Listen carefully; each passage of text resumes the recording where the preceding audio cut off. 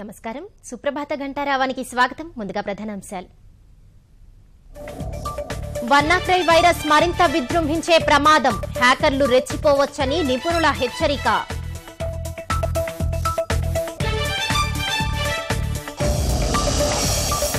చెత్తను వ్యర్థంగా కాకుండా అర్థంగా మార్చేలా దృష్టి పెట్టండి, యువ వ్యాపారవేత్తలకు ప్రధాని మోదీ సూచన.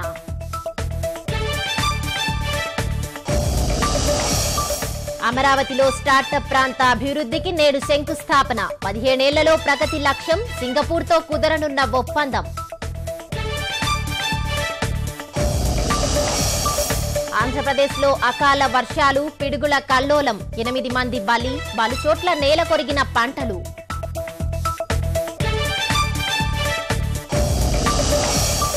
నేడు చెలో ఇందిరా పార్కుకు సిద్ధమైన తెలంగాణ ఐకాస, మద్దతిచ్చిన విపక్షాలు, పోలీసుల గట్టి బందోబస్తు.